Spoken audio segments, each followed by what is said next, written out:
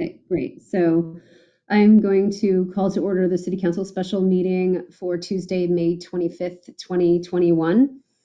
The mayor is running behind, so hopefully she will get here shortly. She asked me to start the meeting in the event that she wasn't there on time. Meeting accessibility. Pursuant to the Governor's Emergency Proclamation 20-25, the city is unable to provide an in-person location for the public to listen to the virtual City Council meeting this evening.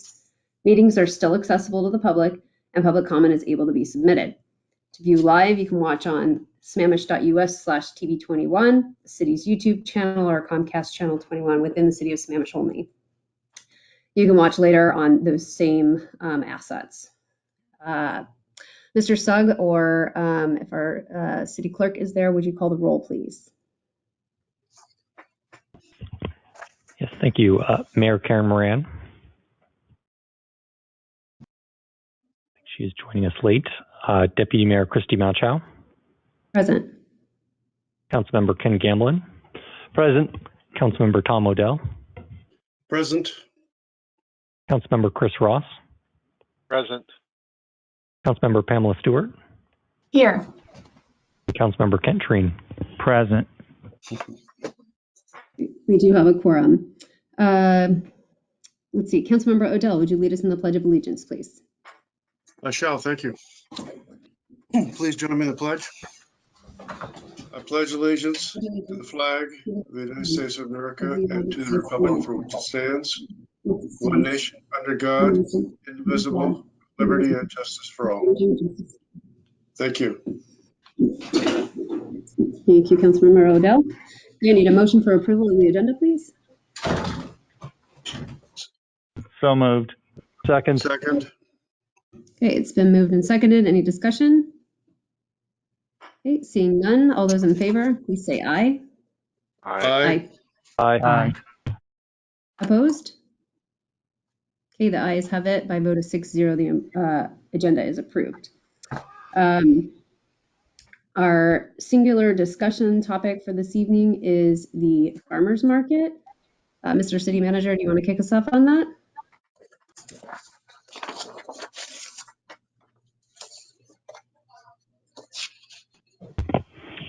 Looking with all the technical things, I don't have the agenda bill right here in front of me.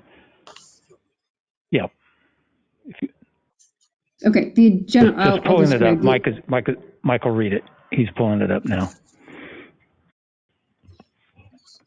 Yes, good evening, Deputy Mayor and Council, Mr. City Manager Mike Sugg, Senior Management Analyst. I will just introduce this item by reading off the agenda bill that we have in your packet this evening. On May 18th, 2021, the City Council discussed a proposal from the Sammamish Chamber of Commerce, which are attached as exhibits to the packet this evening, to operate a farmers market on the Sammamish Commons Plaza utilizing city funding. The Chamber's proposal was the only one submitted to the city's request for proposals, which opened on April 9th, 2021 and closed on April 30th. Following the discussion and staff presentation outlining the Chamber's noncompliance with financial record-keeping requirements in past contracts with the city, the Council approved a motion allowing the Chamber 1 week to provide the previously requested financial records covering 5 years, or the bid would be rejected. Additionally, the Council directed the City Manager to investigate the feasibility of establishing a farmers market operated by city staff. This special meeting was called to allow the Council time to discuss the next steps regarding the farmers market. Staff requested the Chamber's attendance at tonight's meeting, but they declined, citing short notice. And with that, I will turn it back to the Deputy Mayor. Great. Thank you, Mike. Councilmember Stewart, in the queue. I move that we grant the Sammamish Chamber of Commerce the ability to put on a farmers market at the Sammamish Commons for 2021, and that we establish clear template for the reporting that we would like, and a materiality threshold of receipts that we would, actually, I take that back.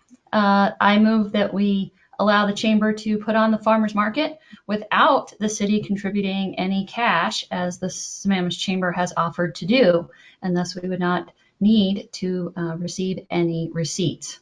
So that is my motion, that we allow the Sammamish Chamber to put on the farmers market in the Commons for 2021 without any cash outlay from the city. I'll second that motion for discussion, and I do have an amendment for that one.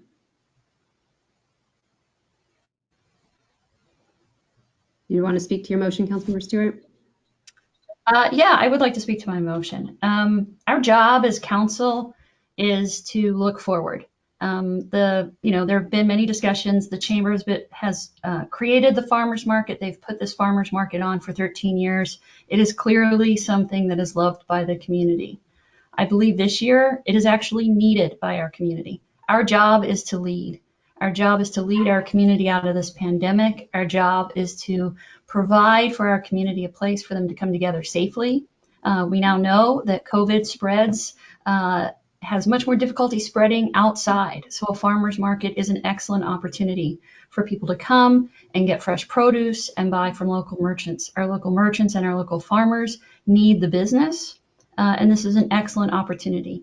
The Sammamish Chamber has graciously offered to do it with no contribution, no cash contribution from the city. And I think that we should take them up on that gracious offer to create such an amazing community event. Let's lead. Let's not get into somebody else's swim lane. Let's not look in the past. If we have, there were a lot of allegations that were thrown around last time. Let's not go there. Let's do something positive. Let's not spend hours and hours and hours talking about what we shouldn't do or what somebody may have done or whatever. Let's focus on the forward. Let's focus on our community and do our jobs and lead and partner with organizations like the Sammamish Chamber to create amazing events for our community. Thank you. Councilmember Gamblin. Yeah, thank you, Deputy Mayor. So I kind of can't imagine a more irresponsible statement than we only look forward, we don't look back. What we do as council members is try to make the best decisions for the city and for the residents. Many, many times that includes looking backwards. Doesn't include walking blindly forwards. So I would like to really just take maybe just 2 minutes and go over a little bit of what led us into this discussion of the lack of financial clarity on, even if we just look at the last year's farmers market, and why we are looking at this now and how this became an issue. So last year in early 2020, when COVID hit, the city council canceled all city events. That included the farmers market. The chamber came back and requested that they be able to do the farmers market, and which the answer was no, everything was canceled. So the chamber desired to go ahead with the market at an alternate location. The city was concerned with this because the city felt it may have some liability with the farmers market going forward under the moniker of the Sammamish Farmers Market, which to some people was considered to be an asset and owned by the city.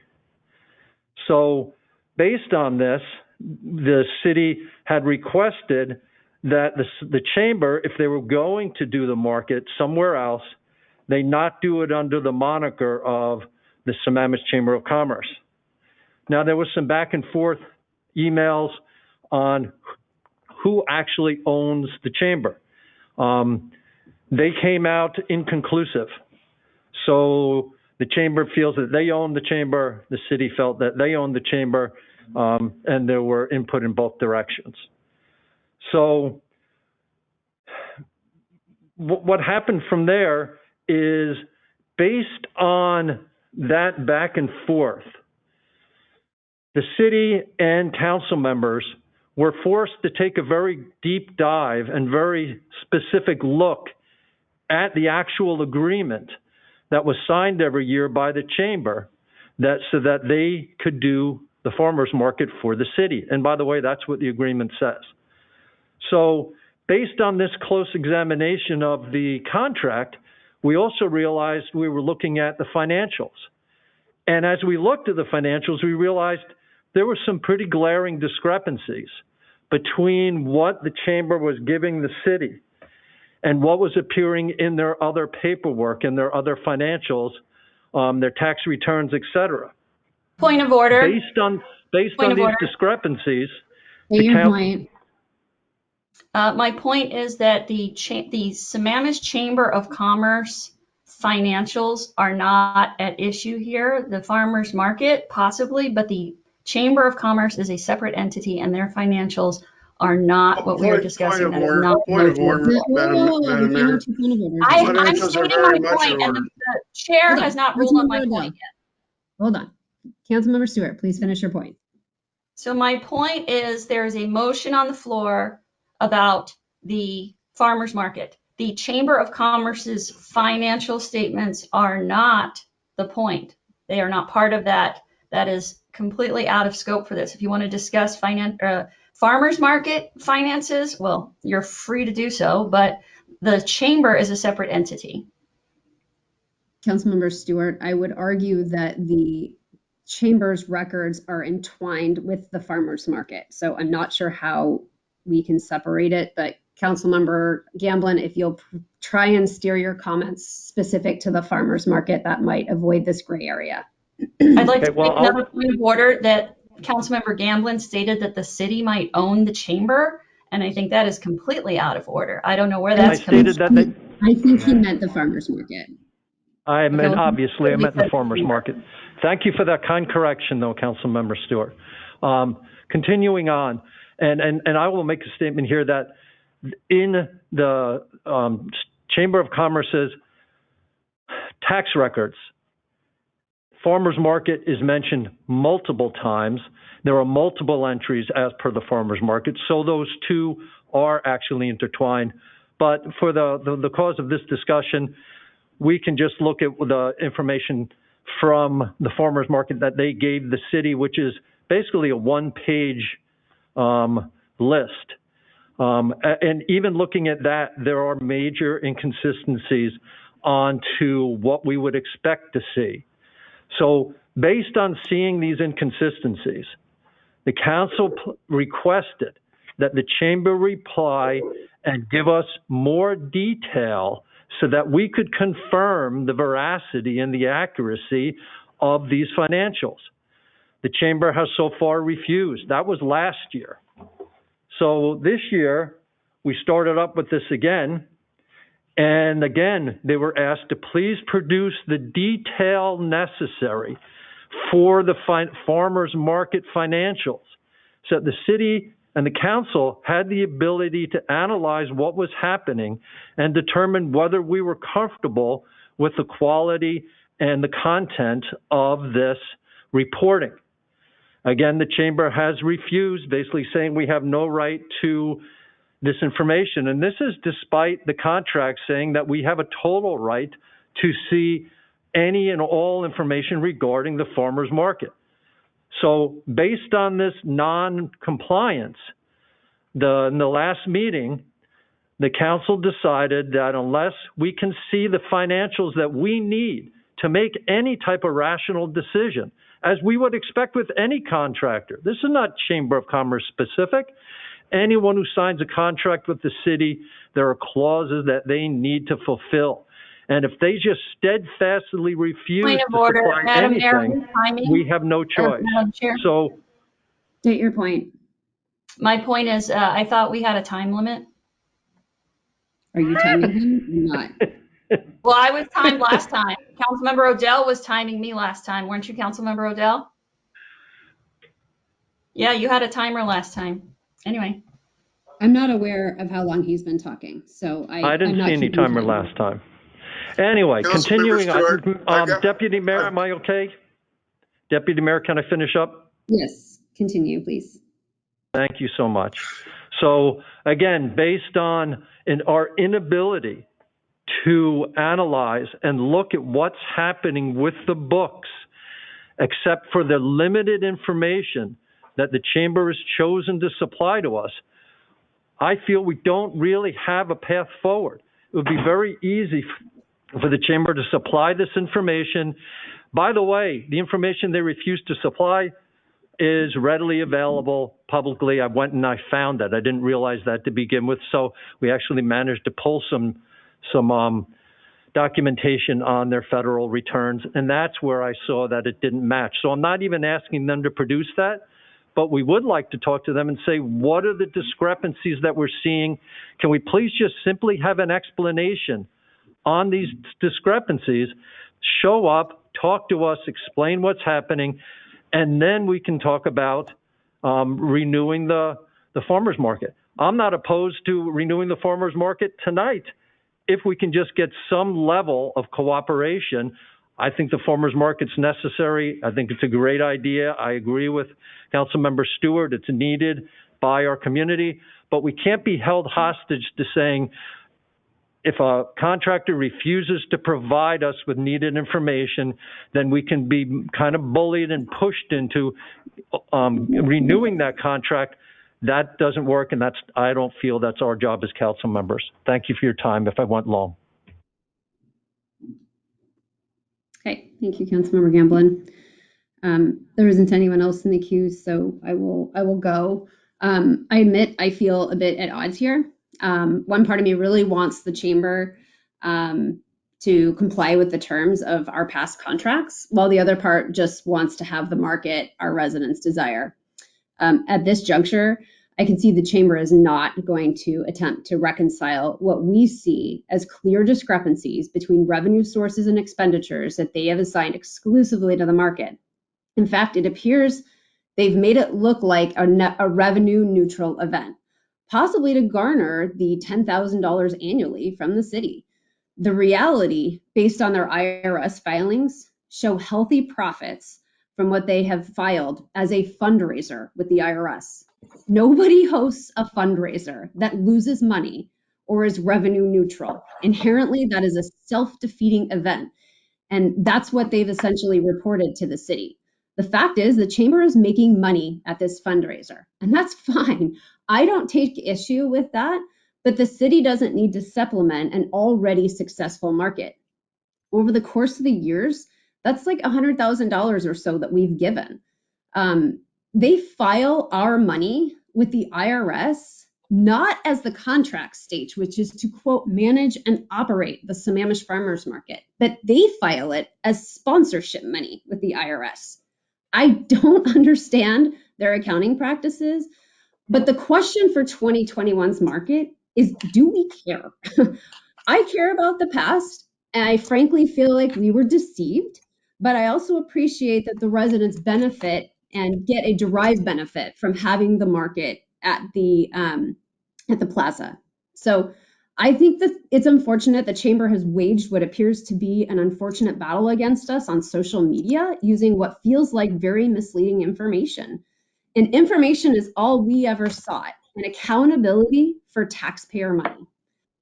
So with that, while I supported this motion, I think it's important that not only do we not give them the $10,000, which I think they've had people state that they don't need through public comment last week, but I don't know that we want to give them the additional support that we've had in terms of our staff.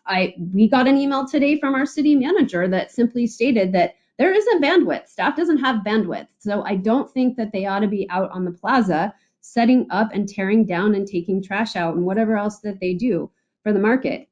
But I'm happy to have them provide the market there. But again, I think not only does it not come with the $10,000, which to Councilmember Stewart's point, I think we don't have to have this battle over revenue and expenditures. They can go do whatever they want with their fundraiser.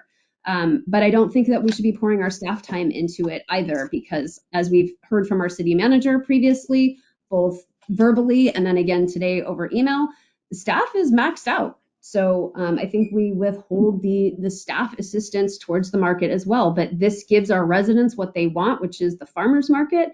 And unfortunately, because we don't have video tonight, I really wanted to be able to share my screen, and maybe I can still share it. But I think it's really important for people to see what they have filed with the IRS and then what they gave to the city. There is a clear discrepancy in the revenues, and they have left out the sponsorship, which was an additional $24,450. Yet they filed ours as sponsorship. They show our contribution, on their P&L statement that they provided to the city, but withheld the additional $24,000, making it look like it was a revenue neutral event. It was not. It was a moneymaker, which is why it's a fundraiser. And again, that's fine if they want to have a fundraiser. I just want transparency, and I don't feel like we got that from the chamber, unfortunately.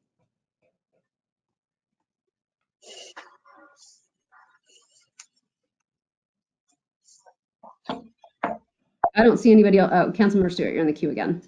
Yeah, can we get the city manager to read into the record? I think the staff did a great job of putting together questions and answers. And since Councilmember Gamblin gave his side of the story, I would love for the public to be able to hear the questions and answers from the staff. Would that be possible?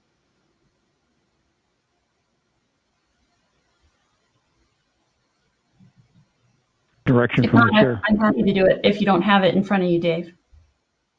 No, I do have it. I'm just looking for direction from the chair. I think it's fine to read those into the record, but I would read all of them, not just some. Okay. No, I'll start with one. I think there was like 14. So council had sent questions that they had for the staff, and the staff provided some responses. And let me start with one. Number one, the chamber says that these questions were stated from some members of the city council. That's why they're stated the way they are. And then staff provided brief and concise responses. Mm-hmm. The chamber says they own the farmers market brand. Is this true? They claim correctly to be an independent contractor, so this doesn't conflict with the brand assertion. Response from staff is the ownership of the farmers market logo remains unresolved. However, we have little basis to demand the farmers market turn over the logo and brand at this time. There's some actual correspondence between the city attorney and the chamber's attorney, Mr. Stu Carson, from 2020. I won't go through all that right now unless the council decides that they want to do that. I do have those printed out, but it's several pages. Number two, the Sammamish City Chamber of Commerce satisfied all contracts from 2008 to 2018. In hindsight, was the oversight adequate? Answer, the city attorney has never had a client city conduct an audit of a consultant's books. This doesn't mean it hasn't happened, but if so, it's been outside of her purview.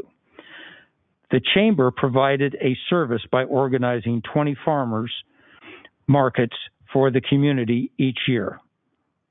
Not sure why that's stated that way, but invoices were paid for the service and not on the basis of receipts as the standard procedure for all such agreements. A parks commissioner was always assigned to be a liaison to the farmers market and gave brief updates to the commission during meetings. Staff knew the benefit and could see the success of the market by being on site and in constant communication with Ms. Deb Sogi. The reports provided by the chamber per the agreement were not tied to invoicing. The city does not have the staff resources to audit or process receipts and related documentation for all of the city's agreements. That said, the contract language does require the consultant to maintain proper records and gives the city the right to ask for them. Question 3. In 2019, the city changed the contract they had routinely used. How so? In 2018, the city updated its contract templates as it routinely does with the assistance of Kenyon Dyson. That's the city's attorney. While the staff member coordinating that update no longer works for the city, current staff's understanding is that the project was intended to ensure consistency across the city's contract templates and to strengthen provisions in certain areas. Example, insurance and record keeping. The record keeping and reporting sections from the 2018 and 2019 contract templates are shown below for reference. and those were provided to the council so that they could see the record keeping and reporting that were for previous contracts. And in 2019, when that contract was updated, along with many other contracts in the city, some new provisions were added, as I mentioned in the answer. On number 4, they claim Burke and Salem were single bid awards. True? Question mark. What were the circumstances surrounding them, and are there others? Answer. The city is not legally precluded from awarding a contract to the sole bidder of a project. For professional services agreements with planning firms, law firms, accounting firms, or similar services, the city can go directly to the consultant and ask for a scope of work and execute a contract. Next paragraph. Architects and engineers are governed by a separate section of the state law, which requires cities to issue an RFP, select a qualified bidder without consideration of proposed cost, that's underlined, and only after the selection of the bidder and when in contractual discussions can the city consider cost. That's so you don't get stuck with a low bid. That's my commentary. It's not in the answer. Next paragraph, regarding the contract with Transportation Solutions, the city did a full advertisement of services. One potential firm called the city and indicated that they would not be submitting this time around. 2 firms decided to be subconsultants to Transportation Solutions. The city reviewed their statement of qualifications and deemed the submittal met all requirements. The city chose Transportation Solutions to become the city's on-call traffic prime consultant. Last paragraph. The Burke contract was a single bid award. Due to the Burke's unique capabilities and reputation in the areas needing study by the city inquired directly with Burke, and Burke responded with a proposal. My commentary on that then was that proposal was accepted and brought before the council. Question number 5. Did we unilaterally cancel the contract signed in 2020 without 7 days notice? Staff are not aware of any letter being sent to the chamber, but Chris Jordan did send an email to Deb Sogi on April 15th, 2020, about the city's decision at the special council meeting to cancel all events and activities, including farmers market, due to COVID-19 pandemic. Attached is an email for your reference. I will comment here that notice is not necessarily a letter, but notice was public meeting notice.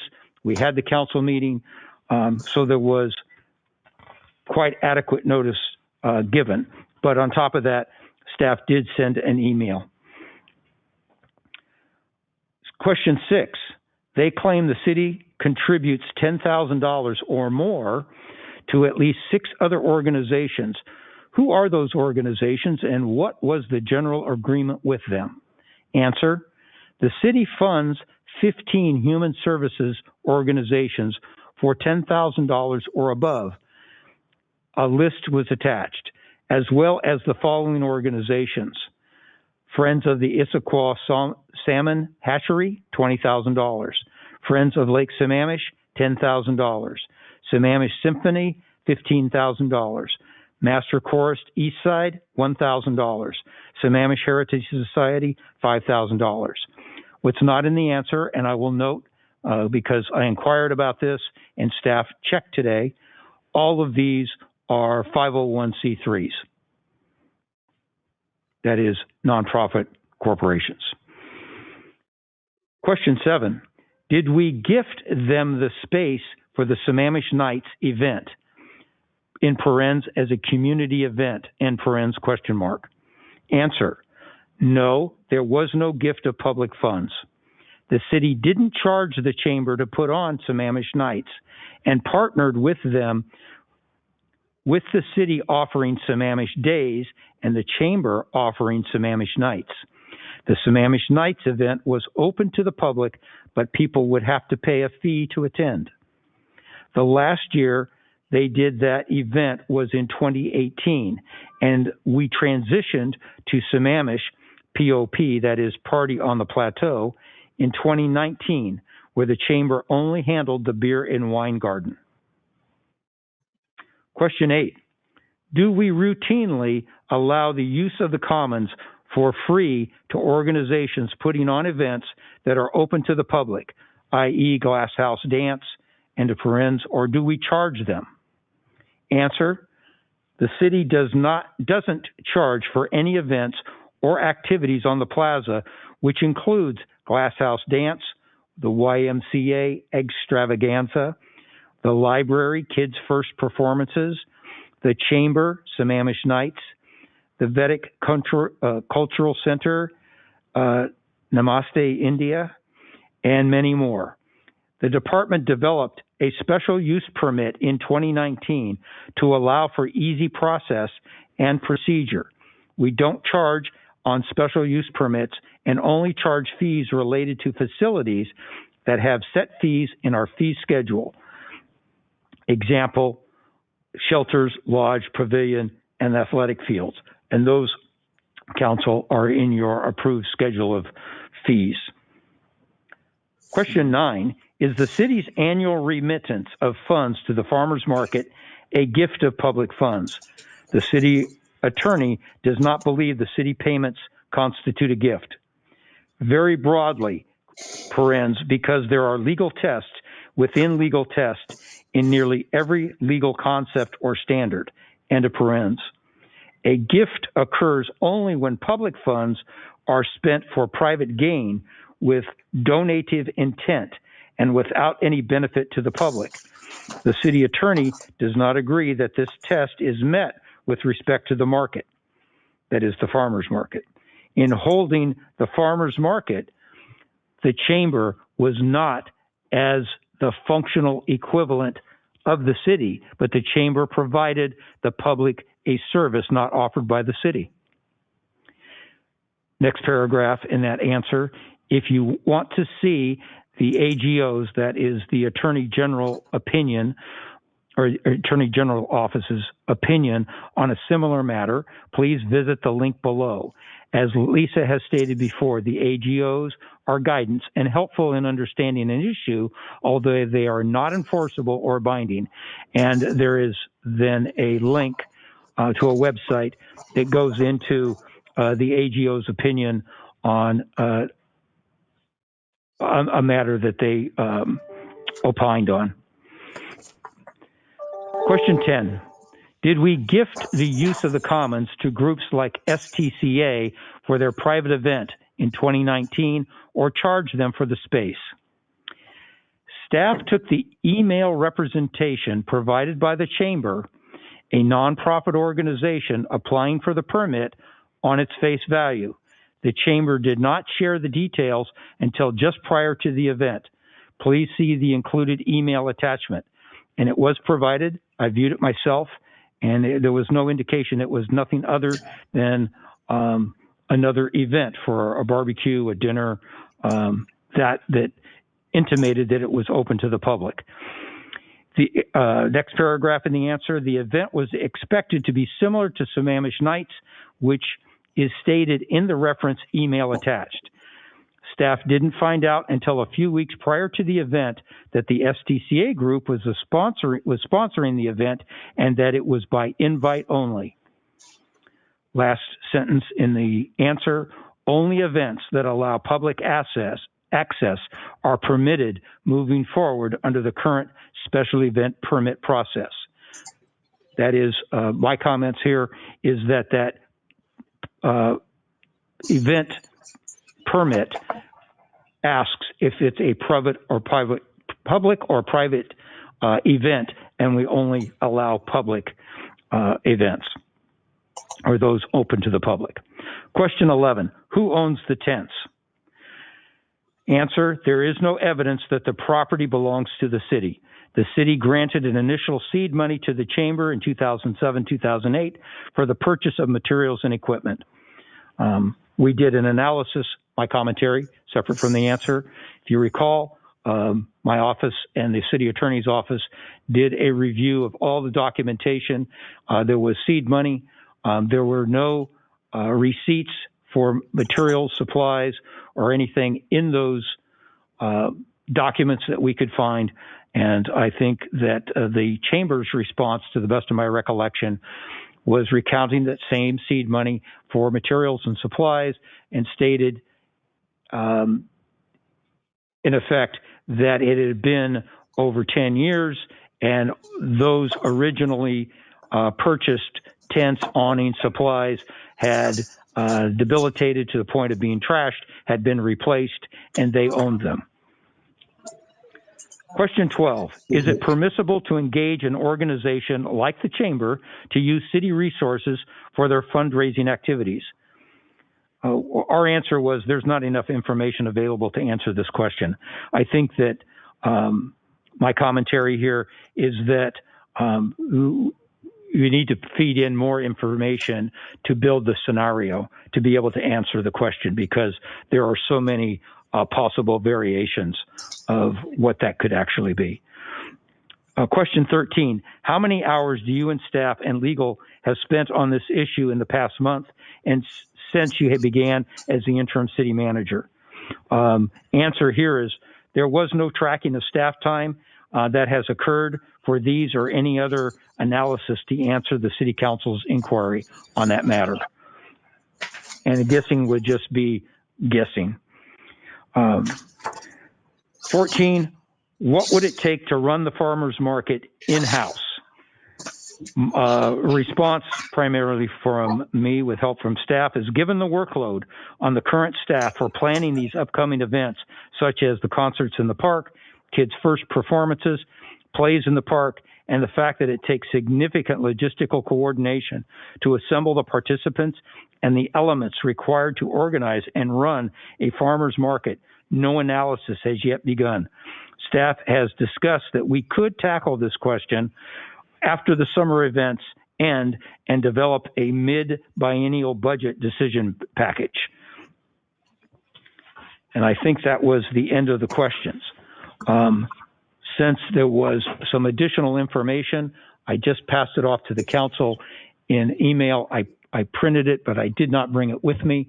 One of them was worked on by Anjali, our director of parks and facilities, and she and Chris Jordan worked up some costs, and I believe that it was in the neighborhood of $8,000 plus $8,600. I can't quite remember of what it cost in the way of city staff time to support the chamber based on what they thought they had from the last event. And there was another question that came in.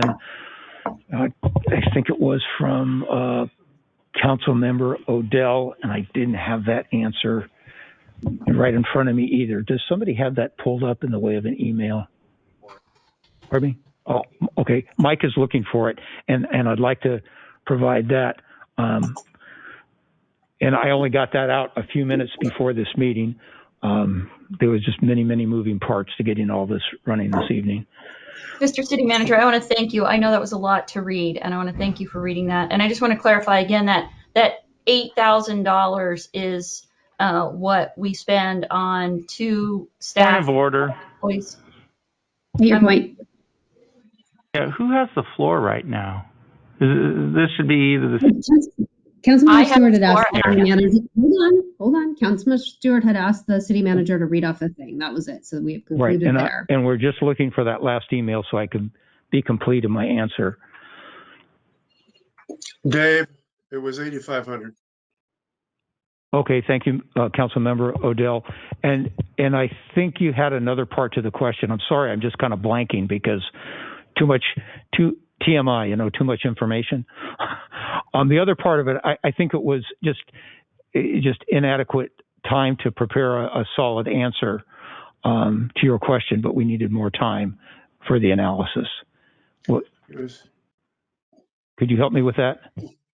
Well, the other thing I want to mention was the 20 farmers markets that you referred to earlier on were actually probably a farmers market for 20 weeks, which would be about right. 20 individual Wednesdays. Correct. Okay, thank you for making that clarity. When we wrote this up, it was working off a dialogue. Okay, I think that completes my answer. Thank you for the opportunity to address those issues. My other question was about EFR. Okay. EFR. Okay. Council, I want to confirm because I think I lost track of the fact that I had made an amendment and I don't recall if there was a second to it. You actually didn't propose your amendment, I don't think. I did. Mayor. I did. The amendment was to, it's not just the 10,000 that we would not be giving the chamber, but we would not be giving staff time that we have previously, because as the city manager just stated in those answers he just read and what we've heard previously is that they are pegged to the max. And so I don't feel like we have any need for any reporting. And if the contribution from our staff was minimal, then I don't think that they need it. So that was the amendment. I'll second that. Okay, so now we are talking about the amendment, to be clear. Councilmember Odell? I got to pass. I was just trying to clarify for Dave what it was missing before. Councilmember Gamblin? Yeah, just for clarity's sake, the desire of the amendment saying that the city is not to contribute the 10,000 or staff time is based on the documentation that we've discovered that there is approximately $50,000 in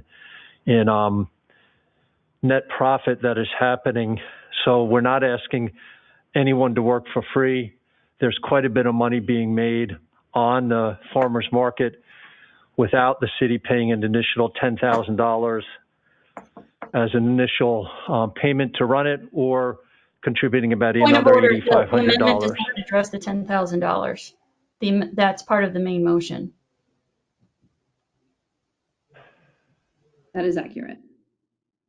The main motion was to award the market to the chamber sans the $10,000. The amendment went one step further and removed staff resources from it. Can I continue? Yes. Yeah. So the point is, why don't I just say the $8,500 to satisfy the point of order request? My point was that there is a lot of money to be made at the farmers market as a fundraiser to help fund the chamber. And that is really the contention point that we think we've had, is a discrepancy on whether the market is a break even right now, as it's been indicated, or is a significant fundraiser. If it was a break even, I think it would make sense to continue to have staff contribute, because we wouldn't want the chamber to lose money. As it is, with all the documents that I've seen, and including what they've submitted to the city and the documents that are publicly available on their 1099, I believe it's a different form, but anyway, their federal return indicates that there is quite a bit of money that is being made for the chamber from the fundraiser, so the city's contribution is not necessary for them to continue to make money on the fundraiser. So I'd support the amendment. Thank you. Councilmember Stewart? Yeah, a couple of points. First of all, I'd like to ask staff, is it really reasonable for an event to occur on the Commons and not have any staff members present and helping out to make sure that certain things are done? Is that even reasonable? If I can coordinate the response on that, Anjali has just come up on camera, and she's the most appropriate one to direct a response. Anjali. Yeah, thank you, Dave. So, we don't have staff during the event. I'll just clarify that. So they are capable and they do run the event by themselves. We drop off the trailer every Wednesday, and that will have to continue, because I don't think we would leave unless we just left the trailer in the parking lot of City Hall all the time for the entire summer. And then they would have to just do a better job of cleaning up at the end of the event. And if they did that, that would remove the staff time to come back and clear up the lawns and any trash, clean up the garbage.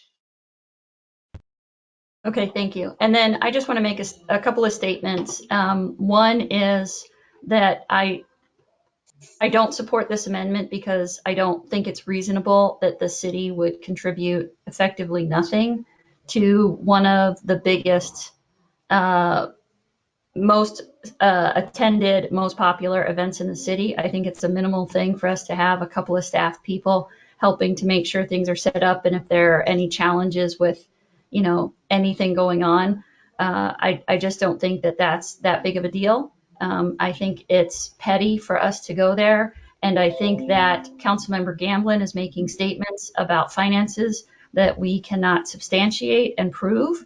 And I don't think that that is how we should be making those determinations. I'd also like to find out from our legal counsel if it is appropriate for us from the dais to make accusations about an organization, breaking the law or committing fraud or filing inaccurately with the IRS. I feel like that puts us at some sort of legal risk by making such accusations on the dais. I don't recall anyone making an accusation about an IRS filing and it being inaccurate. I thought that was your whole. I thought that was the whole basis. No, what I said was that they're different.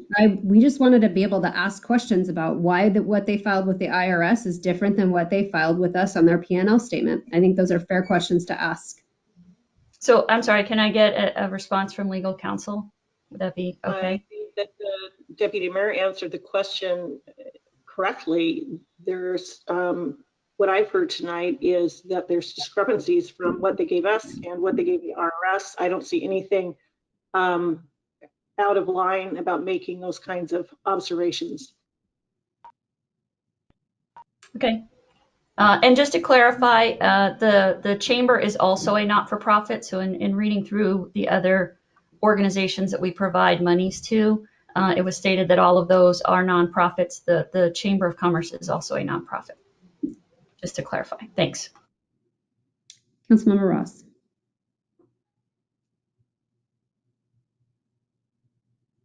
Going back to what I talked about last time, is this is a fundraiser. It's clearly a fundraiser. Most farmer markets are not a fundraiser, and the not-for-profits that get contributions from this, mostly human services groups, are not using our money as part of a fundraising activity. It's to help their cause. So they're comparing apples to oranges when you start comparing those to the chamber. Now, with all of that said, I do support this amendment, but I'm not sure we're getting to the right result in this, because when you strip away the contribution, you strip away the support of staff, and you call it what it is as a fundraiser, then I think ultimately it's just a permit application, not a contract, a special use permit application for the chamber to use our commons, and they are fully responsible for providing the resources for their fundraiser, the cleanup for the fundraiser, all of the activities. They're in full charge. Now, from a consistency standpoint, maybe Angelique can help with this. If we are charging fundraisers on city property, then we need to be consistent on that. If we're not, then that may be something we provide. One that comes to mind is the Chamber's Beaver Lake. Do we charge them for the use of the park, or is that something that, and that's a fundraiser? Angelique, maybe you can answer that quickly. No, we don't charge for any of our special use permits. Okay, so if we don't charge for special use permits, I think it's about being consistent.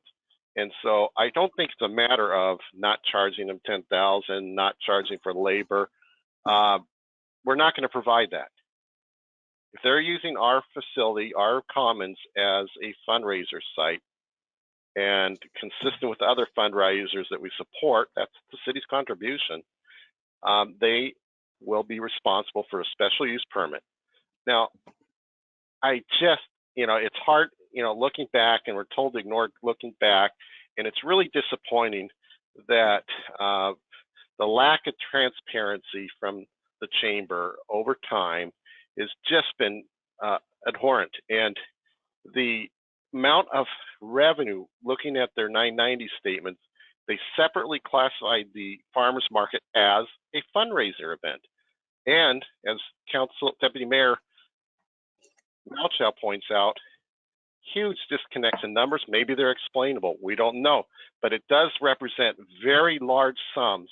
And I would estimate over $50,000 to $60,000 of revenue, maybe $50,000 net each year the chamber's realizing on this fundraiser. Let's call it what it is. It's a fundraiser. Should it be a special use permit? So if we support this modified motion in the main motion, I think we need to come back and talk about, is there a contract? Or is it a traditional special use permit subject to consistent rules of all other organizations? Thank you, Councilmember Ross.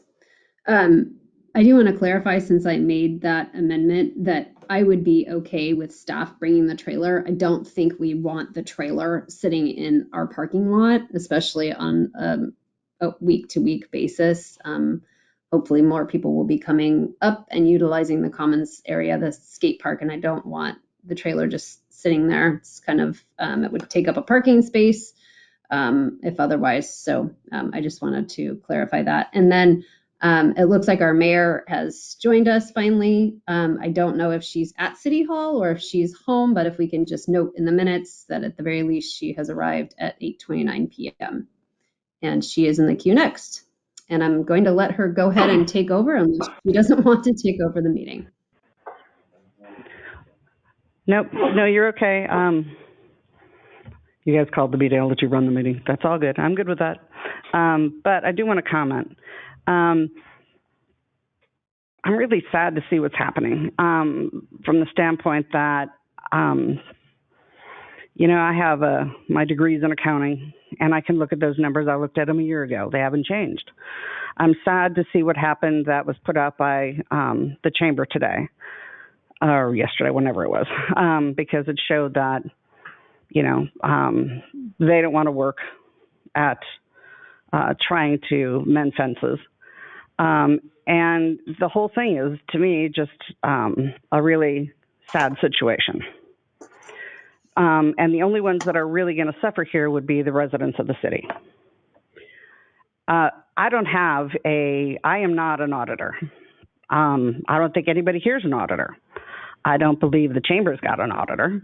And so for us to sit back and judge what the numbers are, or what they should be, or what they would be for and expected to be for a 501c3 or for a 501, and I believe they're a C6, and what they how they file, what they file, you know what, I don't really care. What I care about is that, let somebody who's qualified look at all that stuff. And we should just all be willing to let that go, turn it over, let somebody who's qualified look at all that stuff, and frankly, move forward with the farmers market. And the fact that we're not going to have staff, how about rather than say we're not going to have staff, why don't we come up with, okay, so staff will be available at X amount per hour. But to say we're not going to have staff, that's just I think that's wrong. We need to have staff there and have it available should they have questions. So rather than say staff won't be there, let's make it, if you want staff there, staff will be available. But rather than say no, why don't we have kind of if you want this, it's going to cost this. If you want this, it's going to cost this. Police, absolutely, it's going to cost this. It's what we would do for anybody. It's what any fundraiser would pay for. And I'd rather do it that way than to just say, no, it's not going to happen. We're not going to be there.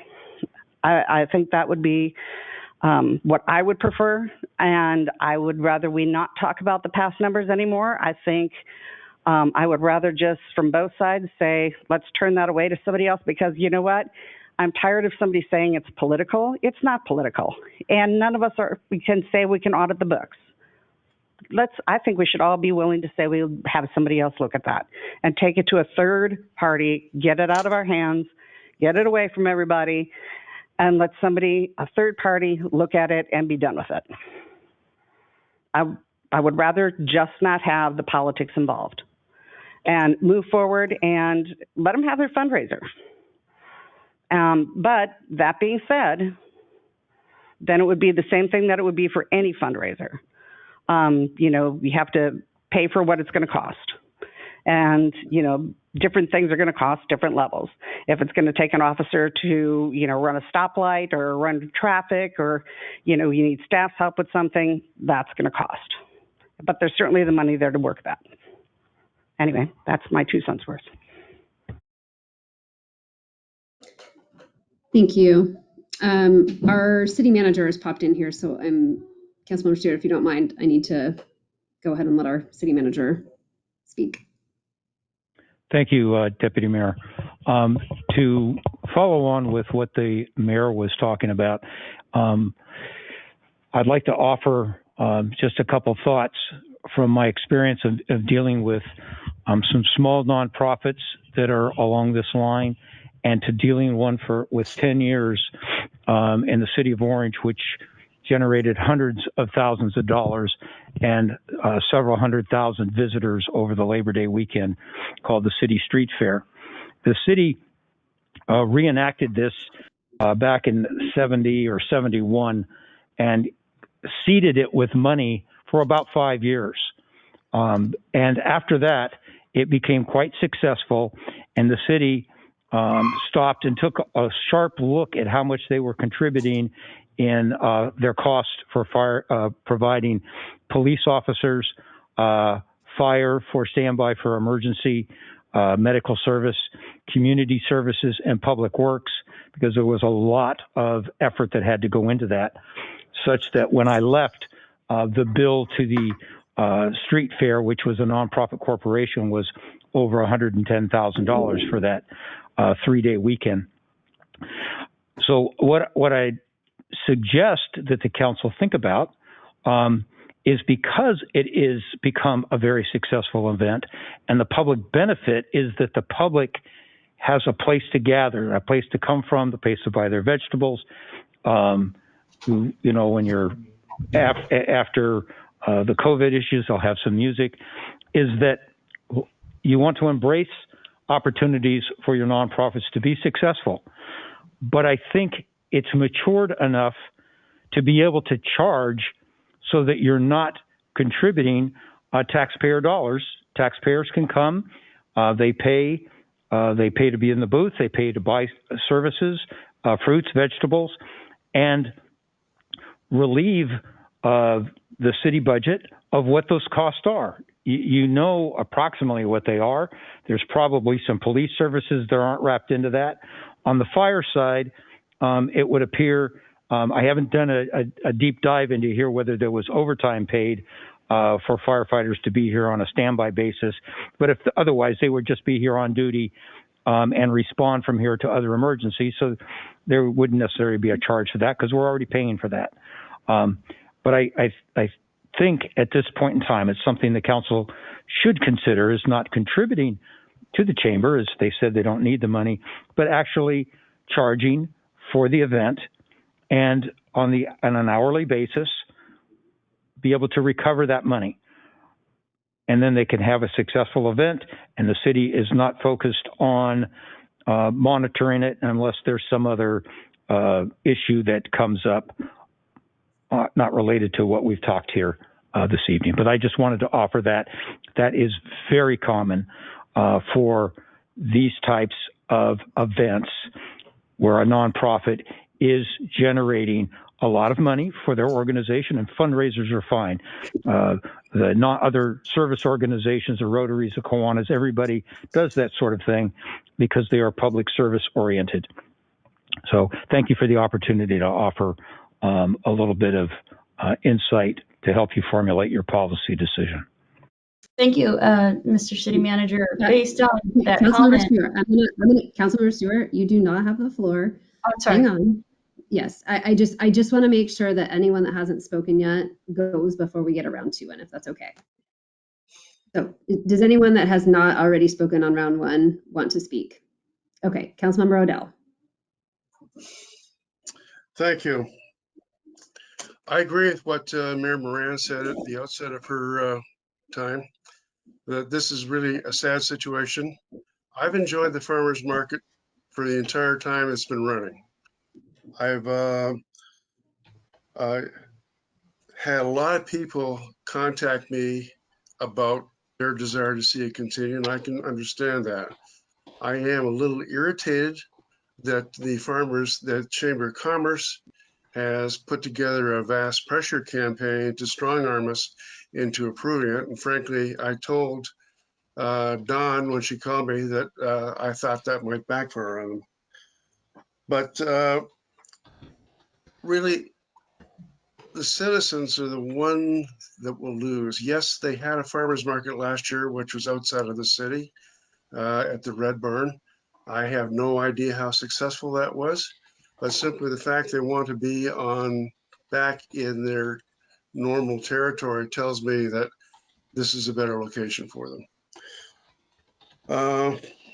I am disturbed that the chamber has basically been non-responsive to this council's request for information for the last year. In every contractual relationship, there's really a two-way street. And if it's not satisfactory to one, then that indicates it's not a good relationship. And what I'm seeing here is not the same kind of relationship that existed in my prior tenure on the council with the chamber. Deb is not an accountant. There's no question about that. However, they do have an accountant on the chamber, accounting firm on the chamber, who has served as the treasurer, and I would have hoped that they would have followed the contract. Evidently, they did not.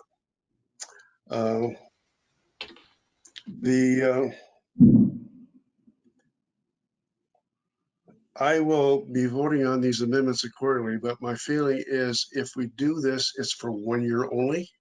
We previously, in our last meeting, directed the city manager to launch an evaluation of bringing this thing in-house versus keeping it as a contractual relationship. And very frankly, I think this council needs to the city needs to move away from what heretofore has been a contract-only model. We are a city of 65,000 people. There are our neighbors, Redmond and Issaquah, are not contract cities. So maybe we should be looking at that larger.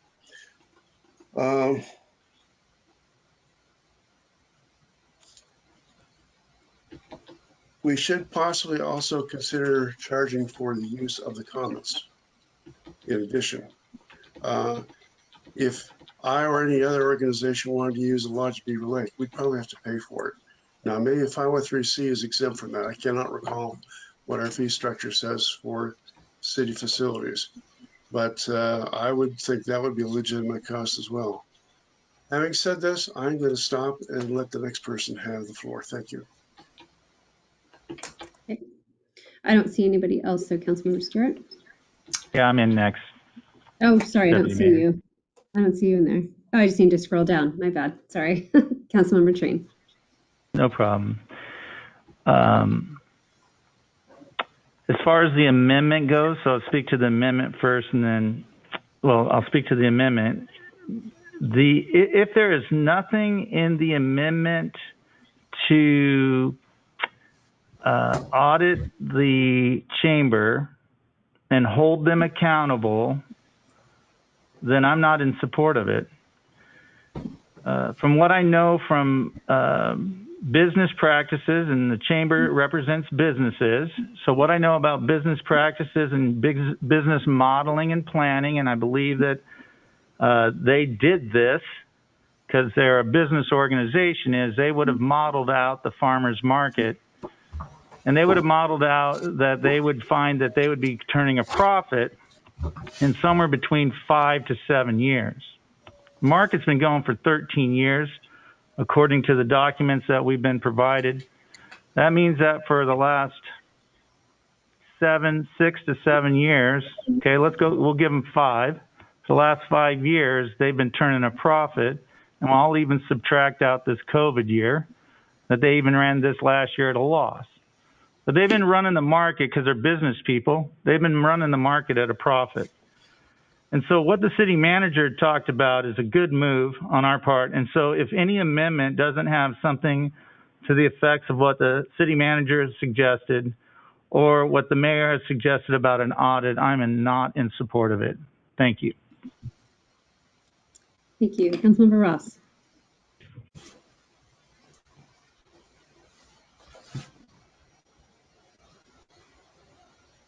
You're on mute, Councilmember Ross. Thank you. Good comments from Councilmember Treen regarding we need to have some level of accountability in any contract with the contractor, and it's likely going to be the boilerplate we use for all our organizations.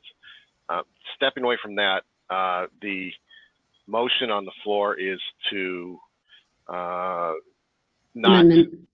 amendment is to not provide free resources, essentially. And I like the comments from the mayor and the city manager that it would be really good to have a charging schedule of those additional resources that are city provided. And so I don't know if we add an amendment to the amendment, but I support the amendment, but I do support adding the opportunity for them to use city resources on a fee schedule. That makes a lot of sense to me. I think we need to have another amendment before we. Okay. Or so we can pass the amendment and make another amendment after we vote on the amendment that's on the floor. Actually, it'd probably be more appropriate. Very good. Okay, I'll hold off on that. Okay. Okay, now Councilmember Stewart. Yes, so for the Nightmare at Beaver Lake, the wonderful event that unfortunately was canceled last year, is held at Beaver Lake Park. Do we provide any city services to that? Are there any staff people, any police, any fire? I know the police are there directing traffic all day and all night. Do we charge the Rotary for those services, Mr. City Manager? Or Anjali or anyone from staff? Well, first I would have Anjali respond to what actually occurs, and then I'll add my comments. Anjali? I'm going to actually pass it on straight to Chris Jordan. Okay.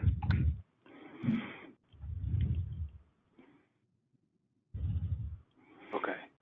So yeah, we do have a lot of maintenance staff that does support the Rotary on that, and that event is setting up in late September. It goes all the way till end of October, beginning of November. So maintenance crew, we do support a lot of it. The police, I think they do pay, but that's separately. They do also do a permit through community dome, I think, but I'm not for sure on the cost of that. So anything else that city resources on park side, we do support a lot with the crew and with no charge. Okay, great. So I would support what the mayor said, which is we need to be consistent how we do this here. And if we don't charge other nonprofits who hold fundraisers on city property and get, the permits, I don't think we should do this. I mean, it's a nonprofit. I feel like we're getting so petty here. If we want to change this structure in 2022, let's do the research and let's lay it all out this year and let's figure it out. Sorry, there's suddenly an echo. So yeah, let's do the work and let's figure it out and let's plan for this. If we're going to completely upend our structure and how we engage with the community, it's fine. It's fine to do that kind of a review and see if what we're doing makes sense. I'm all for that. I think this kind of, fly by night type of let's just figure it out on the fly. I don't think it makes sense. I don't think it makes sense in a year when people are struggling, and we really don't even still have proof that the chamber is making tons and tons of money, like everyone says. As Anjali and Chris expressed last week, while they haven't done the detailed analysis, they did say that it would likely take a full-time person on staff to handle the farmers market. That is a lot. Let's stay on with the amendment. Well, Point of order. State your point. Can we please stick to the amendment? Thank you. The deputy mayor just directed me on that. Thank you very much. So the amendment is to to not provide any city staff time. And I would argue against that because that is not consistent with how we treat other nonprofits who hold fundraisers on city property. So I would be against it for that reason. And I would also point out that while discussing this amendment, everyone talked about how much money the farmers market made, even though we have no proof of that, based on how much time we know that it takes to run a farmers market or how much time it would take for our staff to run it. So we don't have proof that they're actually making money because it is quite. So I'm just throwing that out there that if we're going to kind of throw information one way, we should just be fair about that. I would also agree that I think this whole situation is sad. I think this whole situation started because the city launched a legal battle against the chamber as to who owned the logo and who owned the name. And the response is that— Point of order. Can we please stick to the amendment? Thank you. Your point is well taken. It's not about the logo. It's not about, sorry. Councilmember Stewart, are you done? Or do you have more on the amendment? I was going to speak to other topics that other people have spoken to when speaking on the amendment, which is— I think there's going to be another opportunity when we get to the main motion, if that's okay. It is. I just would ask the deputy mayor to be consistent in making sure people stay to the topic because others talked about the social media posts as well. Point of order. Can we please stick to the amendment? Thank you. Okay. Councilmember Stewart, are you? I think you're done. Okay. All right. So your point is well taken and she's done. Okay. Now I've lost track of who's gone and who hasn't based on jumping back over to Councilmember Stewart. So I apologize. Do you all know who's in the queue next? I think it's okay, maybe I'm in the queue. Okay. Ken well, Gamblin, Rudat. Okay. Councilmember Gamblin. Yeah, I had my my questions answered. Thank you. Okay, Mr. City Manager. I just wanted to provide clarity on an issue, is that a nonprofit is not necessarily the same type of nonprofit. That is, the Rotary is a 501c3, is a charity. The chamber can raise money differently, account money differently, and they are not a charity, though they can be like a foundation is a C5. I think I don't have everything in front of me to research it any more than that, but there is a difference. So they might be considered differently by the city council if we get into that sort of differences between the two, whether you charge for services to one and not charge it for another. There are some distinctions between these nonprofits. Thank you. Thank you, Mr. City Manager. Okay, I don't have anyone else in the queue. I'll remind council that we are voting on the amendment, and I get the distinct sense that there's another amendment to come, and then we'll get back to the main motion. So the amendment that we are voting on is to not have staff resources for the market. So if there are no more comments, all those in favor of the amendment, please say aye. Aye. Aye. Aye. Opposed? Nay. Okay, I think we had a 4-3, so the amendment passes. Before I jump to the main motion, I just want to give folks an opportunity. Was there another amendment? Yes, Deputy Mayor. Okay, go ahead, Councilmember Ross. I'd like to make sure the contract includes a fee schedule and all standard requirements in a contract, such as reporting requirements, et cetera, et cetera. Can you specify the fee schedule that you're... Fee schedule, such as if they want to use police, fire, staff, city staff, any city staff, we'd have a fee schedule that supports them in their endeavor. Can I ask a question? We need a second before we're going to have a discussion on this. No, I just wanted to ask a clarifying question. When I made the main motion, if we're not paying them, will we have a contract or will it just be a special use permit application? I had the same question, but I think we're going to get to that in a minute. Do we have a second on the amendment? second. Okay, it's been moved and seconded. Now we can have discussion. Councilmember Ross, did you want to speak to your amendment? Yeah, I'd like to add, initially I thought it was merely a special use permit, but in light of this, we need to be clear if it might be prudent for us to put into some contractual agreement that's clear, because so the chamber is aware that if they ask for city personnel, whether it be fire, police, or staff, that they have a responsibility and a billing that will come their way, and so that they can pick and choose what they do themselves and what they outsource third-party city staff and personnel. So I think the special use permit does not have that clarity. It's merely, it just tells them, go ahead, have your event, your fundraiser. I don't know if we have a mechanism to tell them how to charge for those extra services. So that's the part where it departs from merely a special use permit.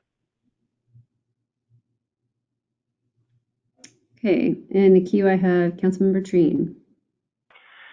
Yeah, Madam Deputy Mayor, thank you. So I have kind of a clarifying question on the amendment that was presented by Councilmember Ross.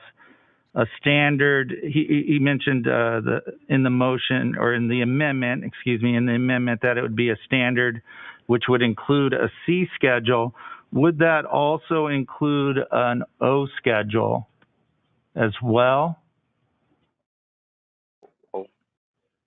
Not to get into a lot of detail here on contract and accounting practices, but an O schedule to me would be more important, well, would be as important as a C schedule, because that would then have to back up how they're spending what their expenses are and where their revenues are. And that's what we're lacking in this particular situation, is some of those details. And an O schedule would actually give us some of those details that are lacking at this time, in my opinion. So if that clarification is an O schedule also included in his amendment? I'll let Councilmember Ross define what he meant by all standard requirements. Well, define what an O schedule is first. It's the backup actually to their reporting on their IRS accounts. Okay. It's the backup for the itemized deductions on the documentation to the IRS. So you're asking for the C schedule. Is the C schedule also the one that I fill out when I'm itemizing my deductions for my taxes? F-E-E, fee schedule. F-E-E, fee. Fee. Sorry, the audible here is very poorly coming through. I apologize, Councilmember Ross. That's a fee schedule. Okay, right. Thank you. And I guess I'd ask, we don't want to go down the same where we are today. We don't want to go there again, frankly. Correct. And as far as whether it's merely a special use permit, I guess the question to Anjali or Dave is, how would we publish a standard fee, FEE schedule for all organizations, unless exempted, and we put rules together, have that as a separate agreement to everybody, right? And so when you get a special use permit, use our facilities, and you want to use additional resources, you can add on to your use of our facility by adding personnel, police, fire. This is what it will cost you.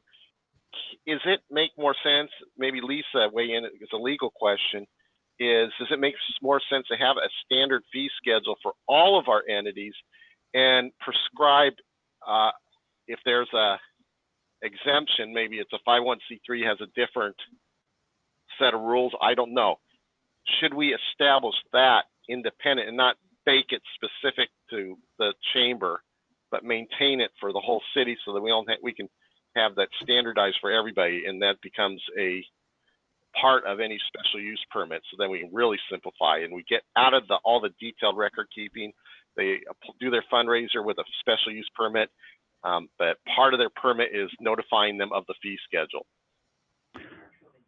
Well, let me take a stab at answering that. I would answer to the affirmative that when we update our annual fee schedule, that we include those items, and we would work with payroll, finance, and roll that up and give it to you annually. It'll be close enough to what actuals are, and that would have the hourly rate with the roll-ups in it as appropriate.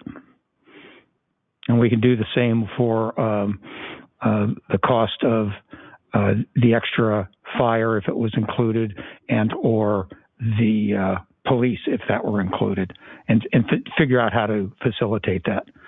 And then on the special use permit, it could be modified to have some of those caveats.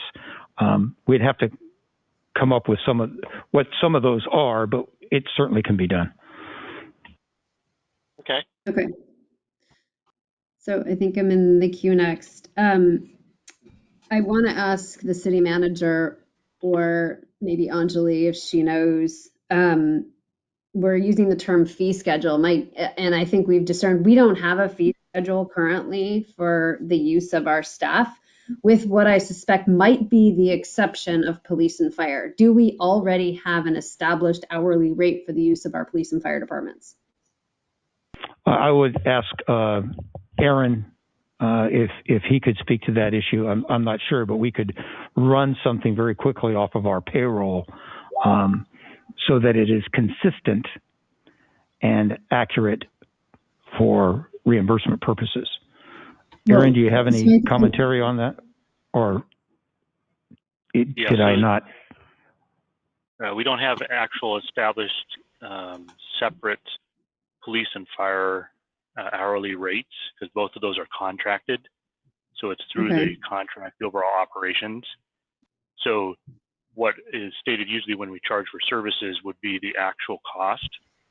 So if there was overtime cost related specifically to an event, you would potentially be able to charge for or bill for that and ask for reimbursement of that overtime. So that's kind of how we're doing that through in the fee schedule, the annual fee schedule itself. There is an hourly rate that's applied for the permitting. So it's a general hourly rate across the board for city hourly supported services.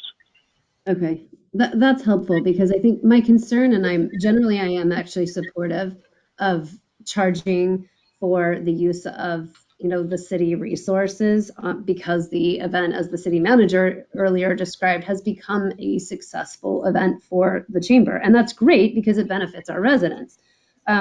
But my concern in applying a fee schedule when we don't have a fee schedule already established for general staff members, I think per what our finance director just told us, we could simply apply for police and fire if they were needed. But my gosh, I'm really struggling to remember ever seeing police and fire at the farmers market, although someone made a comment that they're up there on occasion. But I suppose I might be able to support police and fire, but the general use of staff, I think, is going to take us more time to figure out what that is than we have time for in order to actually undertake getting a farmers market. The question I have in supporting this amendment is, do you want the farmers market to come or not, right? Because if the answer is yes, we want the farmers market because that's what our residents are asking for, then I think trying to figure out what our fee schedule is for staff at this juncture may be a tad late. But I think based on what Aaron said, we could, if they used police or fire services, we could figure out what that was and just charge them that simple fee, that we would be charged in overtime or whatever it is. And then I think I had another question. Yeah, no, I think that was it, at least as far as the fee schedule goes. I guess I'm concerned as to how long it would take us to figure that out. Mr. City Manager, do you have any idea what it would take to figure? We would do a non-consultant study on it. We'd just do it internally. I really don't think it would take us very long to come up with that. But if there was reluctance, then that could be a goal that's set out there, and the council could allow us more time to work on it. We bring it up into biennial, have it adopted in the fee schedule when all that gets revisited, and the concept is there, but and you could put the mechanism in the contract, but we wouldn't have to achieve that goal right now, given the timeliness if the council's desire is to move forward. I understand that completely. It can be done, but we don't want to create unnecessary hurdles. But I think the concept is important. Yeah, I agree. I do think the concept is important as well, but I think it's also the difference between getting a contract together, which then the two entities have to both sign, versus just saying, okay, Sammamish Farmers Market, go apply for a special use permit. If that's what we're saying, go apply for your special use permit, then they're on their own. And that's basically what we're saying, minus the fact that we're going to bring the trailer up and take it back on a weekly basis. And I think that expedites the process and gets the farmers market up to the commons so that our residents can utilize it. And then we don't need to do any of that reporting on them, because we aren't giving them anything that they need to give us anything in return. And I think it's just clean and simple on the special use permit side of things.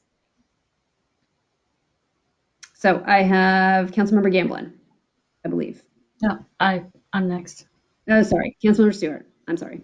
Yeah, I have to agree with you, Deputy Mayor. We're just making this way too complicated. And if the whole issue is because we don't want to spend $8,500 over the course of the entire summer supporting this event, as someone who used to be a consultant, I can tell you that the time that the staff has spent in this meeting is going to end up costing the city more than $8,500 in staff time if we keep belaboring this. So my recommendation is we need to simplify this. We need to be focused on materiality here. What is material? We have a $200 and some odd million budget.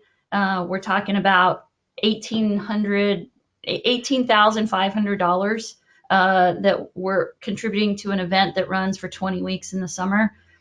We're so far below the materiality threshold here and getting in the weeds, it's not even funny. So do we need, Deputy Mayor, a new motion on the floor to try to get us on track to this special use permit, or are we kind of there with the main motion? Point of order.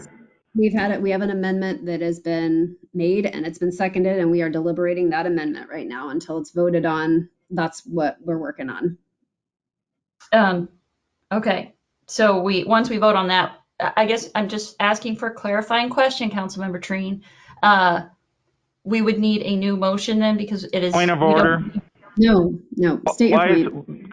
Deputy Mayor, why is she directing it towards me? She needs to not direct that towards me. She can direct it to you, but she cannot, follow the rules, please. Thank you. Right, we'll take in. Councilmember Stewart, please address the chair.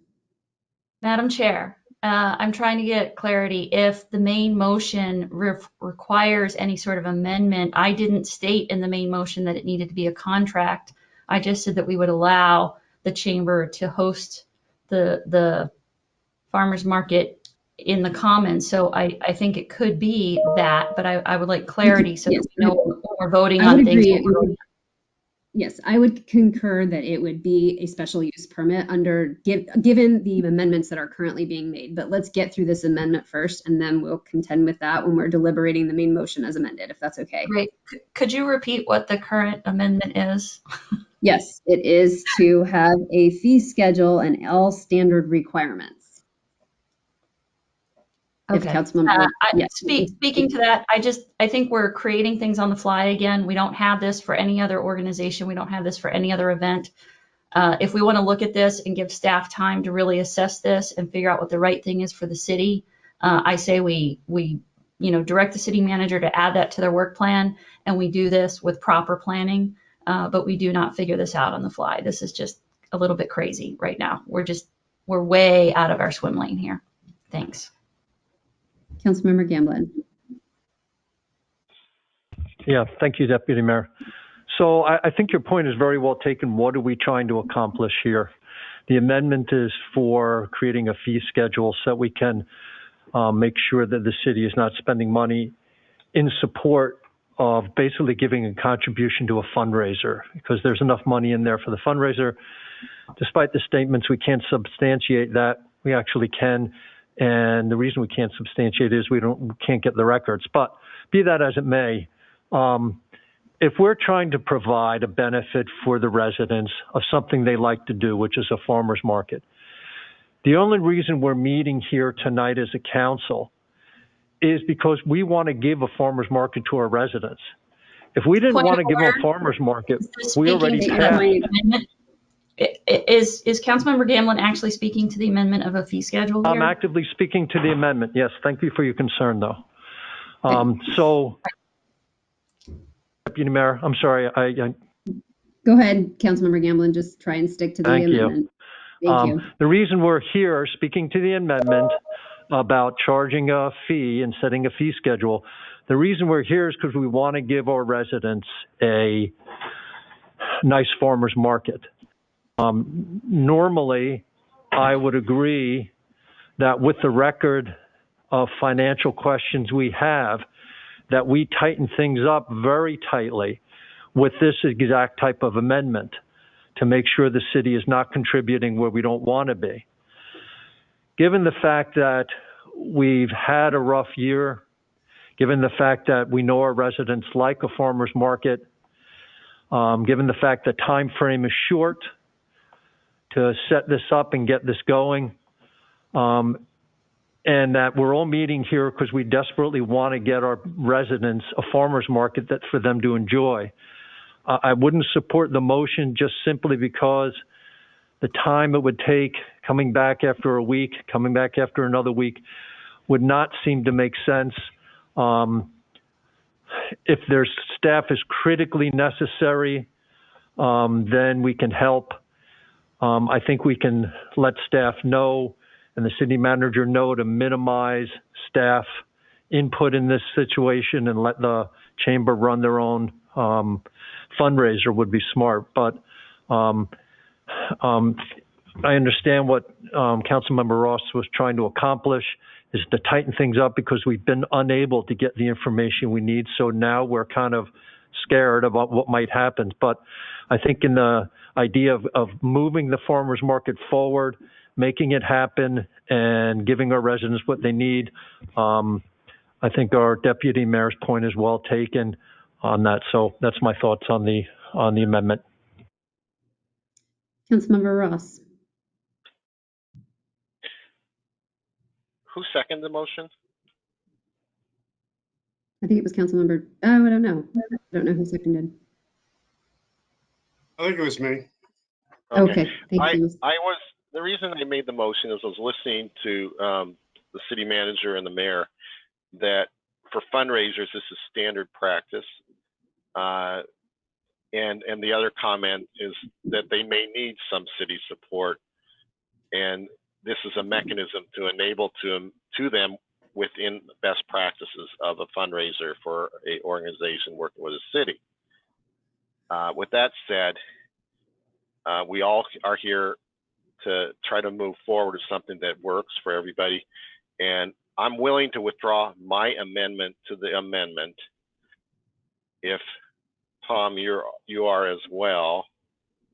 And the reason I would proffer that the city will be very judicious in the resources they supply to this event, meaning the chamber is going to have to find more volunteers, more responsibility to clean up and et cetera. And because it's a part of a fundraiser. It's their gig to generate their fundraiser. So if we can act accordingly, and then if we have to revisit this next year that staff was overtapped on, that's something for the city manager to bring to council's attention, I assume. But I'm okay with withdrawing my amendment to the amendment if, Tom, you're okay with that. Before I do that, I have a question for the city attorney. Go ahead, Councilmember O'Dell. Lisa, if we go down this road of basically using a permitting process for this event, are we ceding all future control over the farmers market in terms of ownership rights or anything? Well, without speaking publicly about some of the more fine details of the correspondence that I've had with the Chamber's attorney over the past year regarding ownership, a special use permit would certainly allow you to impose requirements on the market that you would for any other permit applicant. And if I'm not mistaken, and Anjali might, or Chris Jordan might be able to answer this question, but there may be room for special use permit conditions to be applied that are tailored to that particular event. So in my experience as city attorney in other cities, if there are unique circumstances that require additional conditions to be placed on the special use permit, that would certainly be an avenue towards assuring that it's conducted in the manner that you expect. Regarding ownership, I'm not sure I agree that it cedes all issues to the farmers market. Does that answer your question, Councilmember O'Dell? Not entirely, but let me rephrase it. If we go down this road and we come to an agreement with the Chamber for operation of the farmers market this year, in the event that, say, this time next year or the year after or the year after that, we happen to come up with another option for operating the farmers market, we'd be precluded from doing that. Okay, let me make sure I understand your question. Are you asking that if you sign an agreement or a contract, or are we talking about a special use permit, or are we talking about both? Both. Well, the contract would have termination and expiration language in it. So you would be able to draft that contract as you see fit. And certainly the city at your direction would draft it for intervals of a year at a time. And if the city entered into a contract in a short-term intervals, there's nothing that would bind the city to any future agreements. City could always change its mind about whether it wanted a contract, whether it would require a special use permit. So I don't think that any action the city takes to establish a relationship between itself and the market, whether it's a contract, a special use permit, or one or both, really ties your hands in the future. I don't believe that. So if we do not go the contract route, we just say apply for a special use permit and you're good. Are we establishing a precedent for the future? I mean, I can't say that it would not create the appearance or an expectation that a special use permit would be required in future years, but I assume that if the city changed its mind and wanted a different kind of relationship 3, 4, 5 years down the road, that it would have the opportunity to request some kind of a different arrangement, just like you would with any other regional partner. So I don't think the city's tying its own hands in any way. I don't really see any dead ends ahead, if that's what you're asking. Yes, essentially, I just didn't want to get into a forced marriage situation. No, contract law is pretty clear that what's in the four corners of the contract is all there is, unless there's an ambiguity or an unresolved issue, in which case sometimes parole evidence can come in. I've never seen it in my career, so Okay, it does sound though like a contract might be cleaner. It depends on how it's written. It would require careful draftsmanship to make sure it covered all of your interests and all of the, you know, it's true that the city has contract templates. We do we strive to have them consistent with one another for the service that, or for the subject matter of the contract. We need to show good faith to our insurance carrier that we're applying terms and conditions that our insurance carrier is would like to see in the contract. But that doesn't mean that there aren't certain special or unique circumstances where we start from scratch and create a contract that works for the parties. I think that the flexibility to do that is something you definitely have. Okay. All right. Thank you, Lisa. You're welcome. Chris, I will withdraw my second. Okay. So we no longer have that secondary amendment on the floor. So now we are essentially back to the main motion as amended unless there's further discussion. So I know there were people in the queue, and I assume you were in the queue based on the amendment. If any of you still want to speak to the main motion as amended, Councilmember Odell, I think you were in there. Oh, you're on mute. I just asked my question. Okay, you're good. All right, Councilmember Stewart. Can we just clarify? Do we need an amendment? Do you believe we need an amendment to be clear that we just, like, I would like to see us move forward with just having a special use permit so that we just get out of all of the weeds. Do you believe that the main motion as amended is clear on that, or do we need an amendment to clarify that? I will default to our city manager or our city attorney. As to, if I can speak to the issue of the special permit, you just want to have the provision in there that the applicant has to make clear what they intend to do and how they intend to do it and what sort of impacts there might be. What I'm familiar with is one that gets passed around to, let's say in this particular city, one that goes to Public Works. So they look at traffic impacts and or sanitation impacts and rights of way, and then it rolls over to fire, it rolls over to police. Are there traffic and other impacts that they need to be concerned about? And if everybody has some input in there, then the city maintains the control to say, you need a resource here, you need a resource here, it will cost approximately this much, and get the deposit money up for it, or however we want to work for that, so that the city always has the control on determining what the impacts will be and how they will be mitigated. It might be that private security is adequate if the police department says it's okay. But that special permit, I've not seen it. I don't know how it works. And maybe what I'm saying here is already laid out and been redundant. But you want to make sure that the city has control. And that way you're not abdicating that to anybody and sending it down a road to what Councilman Odell sounded like he was concerned about. And I was just going to comment that it's not a conditional use permit, which runs with the land, which would give entitlement into the future. So I guess my question is, I would like us to do whatever our current process is. I do not want to see us on the fly creating a whole new process. It's my understanding that Parks has been doing this for a while. We've done it for other events.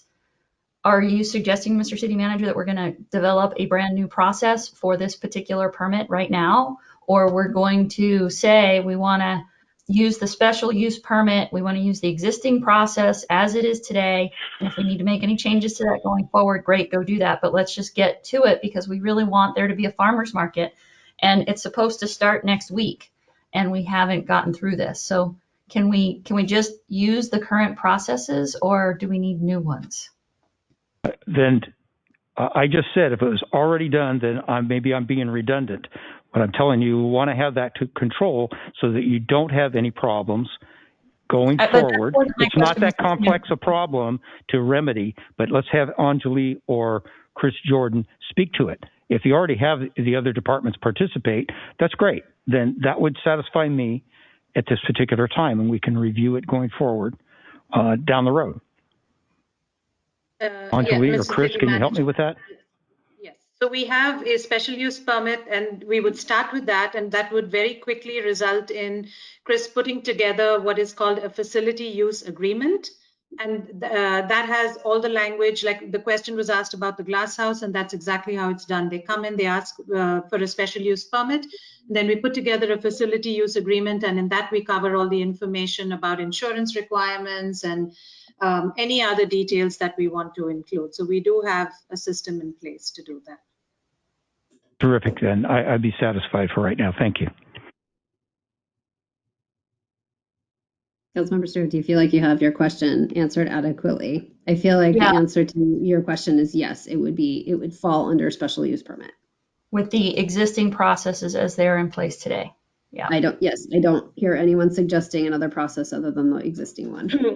Council, if I could just insert myself into your conversation, I hope that it would be helpful to know that the definition of special use permit is granted by the city to locate a regional use at a particular location, subject conditions placed on the proposed use to ensure compatibility with adjacent uses. So it sounds like, I know that it's probably located somewhere else in the code, but it sounds like it's defined fairly broadly enough that you could tailor the use permit to address this special use that it's being requested for. Thank you, Lisa. All right. I say let's just do this. We've been talking for 2 hours. Let's get her done. Okay, I'm just making sure there's no other discussion to be had. And if there's not, then I will repeat the main motion as amended for everyone. Okay, I don't see anyone else in the queue. So the main motion was to go ahead and have the farmers market start. It would be, as we've defined, under a special use permit. They would not have the $10,000 allocation. So there's no auditing or record keeping required. And the amendment on there is that we would not be providing staff aside from the trailer. Okay, if no one has any additional questions. Can you repeat the last part, please? Yes, there would be no staff resources given, with the exception of bringing the trailer up. Thank you. Okay, all those in favor, say aye. Aye. Aye. Okay, those opposed? Nay. Okay, I believe that was, do we still have the mayor on? Yes, we do. Okay, so I believe that was a 6-1 vote. If I'm incorrect, please correct me. Okay, 6-1, ayes have it. The chamber may apply for their special use permit. Move to adjourn. I will second that. No. Hey, Deputy Mayor. We got public comment, please. I don't. You didn't do that at the beginning? Oh my God. Hold on. It was moved to the end after this was over, so that was your rules. You guys approved the agenda. That's true. That's true. There is still public comment, and I think we should take it if there are callers on the line. Absolutely. Absolutely. Mike, do we have anyone on the line wishing to give public comment? Looks like we have 2 callers this evening. And I will go ahead and unmute the, excuse me, I'll go ahead and unmute the callers in the order they join the meeting. When it is their turn, they will hear an automated voice say unmuted, and then they will have 3 minutes to provide comment. 15 seconds before their 3 minutes is complete, I will provide a time warning. At 3 minutes, you will be muted. Please start your comment by stating your name and the city you live in for the record. And I will now go ahead and, looks like a caller dropped off, so we only have one. I will unmute our only caller. Caller number 1, you have 3 minutes.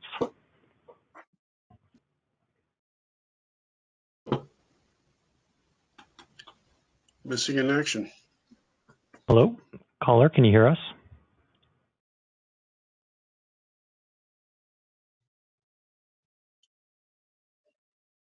Okay, I'm going to go ahead and unmute, I'm going to mute them again.